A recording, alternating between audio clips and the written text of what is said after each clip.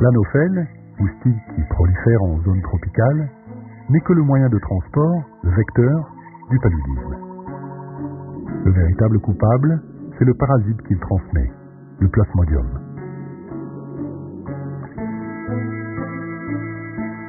La femelle anophèle pique la nuit pour se nourrir de sang humain.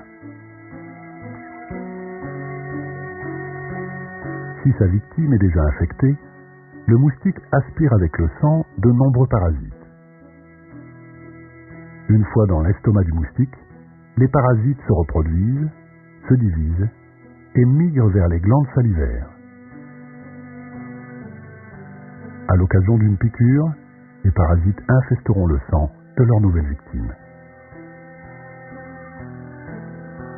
Dans le corps humain, le plasmodium entame une phase de multiples mutations.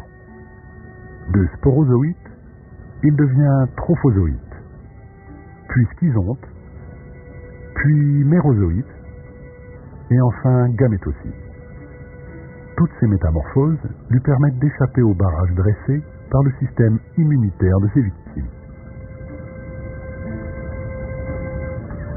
La première destination du parasite, c'est le foie, que le parasite atteint via le sang. Ici, aucune réaction du corps humain. Le parasite peut alors tranquillement infecter les cellules du foie et se multiplier. Jusqu'au jour où les cellules du foie éclatent et libèrent massivement les parasites dans le sang, provoquant les premiers symptômes, des frissons. Les parasites contaminent ensuite les globules rouges, s'y multiplient rapidement et les font éclater. Une nouvelle génération de plasmodium contaminent le sang et pourront être aspirés à leur tour par un nouveau moustique. Le cycle est bouclé.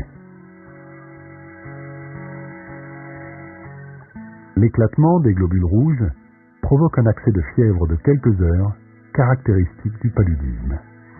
Frissons, chaleur et sueur se succèdent. Ces poussées de fièvre se répètent tous les 2 ou 3 jours.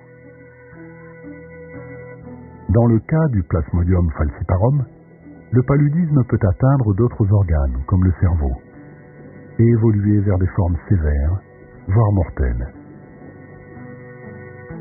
Les populations qui ont contracté plusieurs fois la maladie deviennent partiellement immunisées. Les jeunes enfants dont les défenses immunitaires sont en construction et les femmes enceintes dont le système immunitaire se modifie lors de la grossesse risquent le plus un paludisme grave et la mort.